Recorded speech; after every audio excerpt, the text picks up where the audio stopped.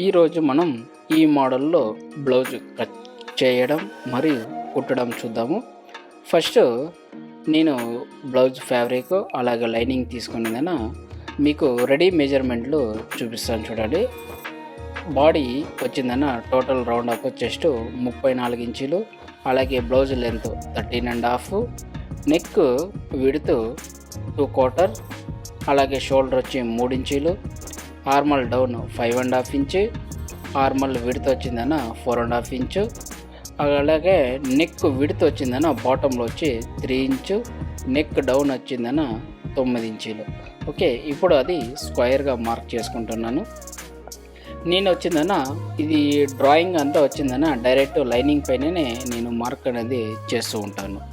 Okay, మీరు చూడండి, మనకి ఎలాంటి మోడల్ కావాలనేది ఫస్ట్ తయారు చేసుకుని ఇట్లాగా ఫస్ట్ మార్క్ అనేది చేసుకునేసి డైరెక్ట్ ఇప్పుడు మనకి ఆ మోడల్కి తగ్గట్టుగా నెక్ అనేది కట్ చేసుకునేద్దాం. ఓకే, మార్క్లో కొంచెం హెచ్చు తక్కువ ఉంటే కూడా మనము కట్ చేసినప్పుడు షేప్ అనేది నీట్గా కట్ చేసుకునేసి మనం ఇప్పుడు మార్క్ చేసుకున్నాం కదా, అలాగే కట్ చేసుకునేసి ఆ తర్వాత మనము బాడీ ఫ్యాబ్రిక్ అంటే బ్లౌజ్ పీస్ని తీసుకొని ఆ నెక్ ఎలాగ ఉంటుందో షేపు సేమ్ అలాగే కట్ చేసి సపరేట్గా సైడ్కి అనేది పెట్టుకుంటాను.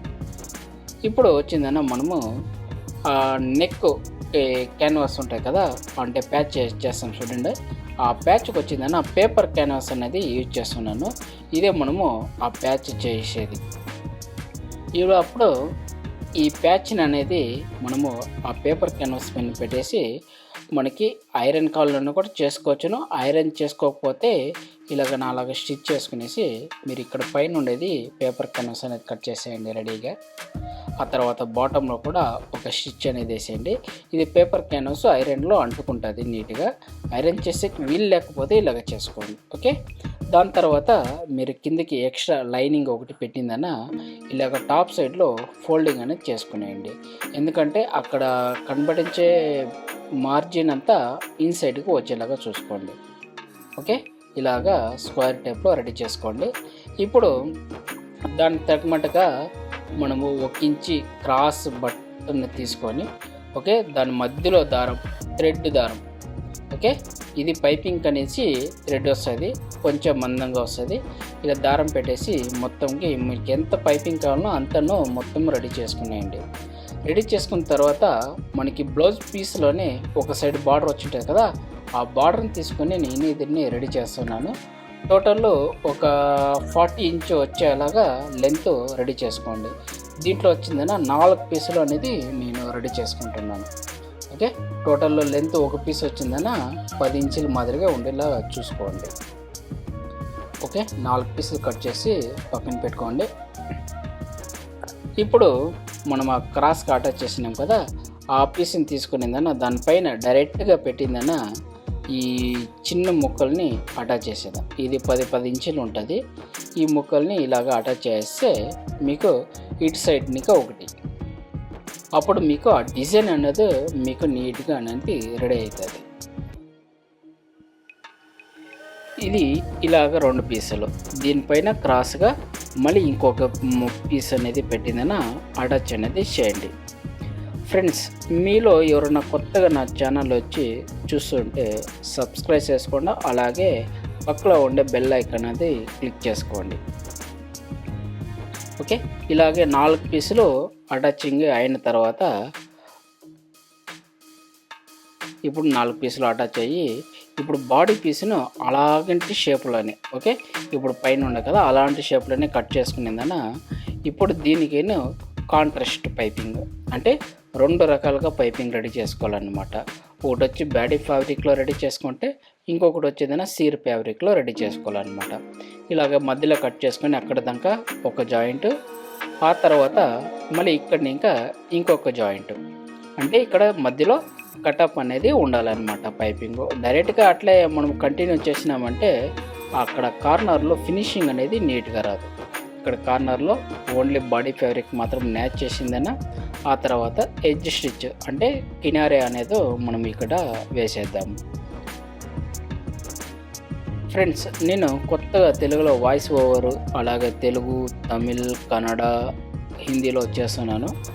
ఇలాగ చేసడం వల్ల కొత్తగా ప్రయత్నం చేస్తూ ఉన్నాను నేను. మీకు ఎలా అనిపిస్తుంది అనేది నాకు ఈ కమెంట్ ముఖాంతర కొంచెం చెప్తే నాకు ఈజీ ఉంటుంది.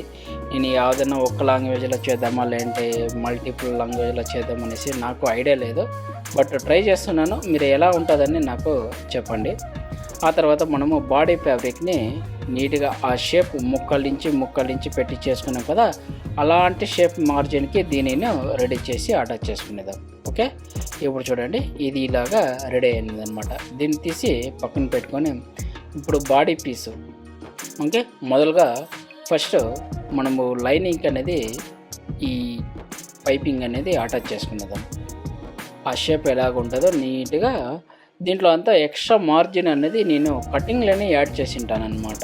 ఓకే, కటింగ్లో యాడ్ చేసుకొని మీరు ఈ చెస్ట్ మెజర్మెంట్కి ఇలాగ చేస్తే చాలు. సేమ్ మెజర్మెంట్ కొలతలు ఏమి మీరు చేంజ్ చేసే అవసరం అయితే లేదు. ఇలా సేమ్ చేస్తే మీకు ఆ సైజ్ అనేది మీకు నీట్గా ఇంక్రీజ్ అనేది అయిపోతుంది.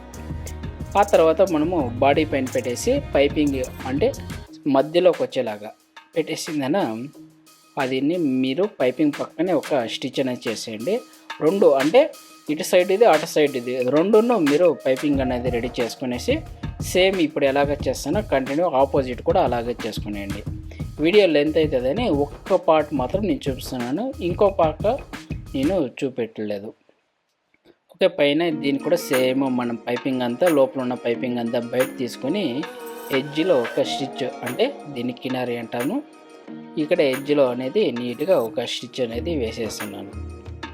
ఇలాగా రెండు పీసులను చేసుకున్న తర్వాత నెక్స్ట్ మనం ఫస్ట్ ప్యాచ్ రెడీ చేసి పెట్టినాం కదా, మనకి ఎలాంటి షేప్ కావాలనేది ఇక్కడ నీట్గా మనకి మెన్షన్ అయిపోతుంది. ఇక్కడ బ్యాక్ అంటే బ్యాక్ మిడిల్లో వచ్చిందన్న మెజర్మెంట్ అనేది ఉంటుంది కదా, కస్టమర్స్ మెజర్మెంట్. సేమ్ ఆ మెజర్మెంట్ అనేది చూసుకొని మీరు నీట్గా మార్క్ చేసుకొని ఈ షేప్ ఎలాగా ఉంటుందని మీరు కరెక్ట్గా ప్లాన్ చేసుకొని మీకు వీలైతే పిన్న పెట్టుకోండి, లేదంటే డైరెక్ట్గా ఇలాగే స్టిచ్ చేసేయండి. నేనైతే ఇంటికి పిన్న యూజ్ చేయట్లేదు. ఓకే, డైరెక్ట్గా పెట్టి ఆ షేప్ అనేది మనకి నీట్గా ఇంపార్టెంట్గా రావాలి కాబట్టి నేను అలాగే షేప్ని డైరెక్ట్గా చేస్తున్నాను. మీరు కొత్తగా ఏమైనా ట్రై చేస్తుంటే అంటే కాటన్ ఫ్యాబ్రిక్ ఏదైనా ఉంటే మీరు దాంట్లో ట్రై చేయండి. ఇలాంటి డిజైన్ అనేది మీకు బాగా వస్తుంది.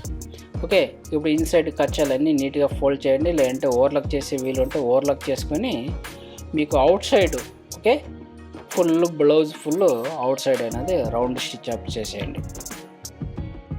రౌండ్ అంతా స్టిచ్ అయిన తర్వాత ఇక్కడ ఎక్స్ట్రా క్లాత్ ఉంటుంది కదా బాడీది, అదంతా నీట్గా ట్రిమ్ చేసి బాడీలో న్యాచ్ అనేది వేసుకోండి. ఇక్కడ వచ్చిందన మనకి 3 పీసులు అటాచ్ అయి ఉంటాయి.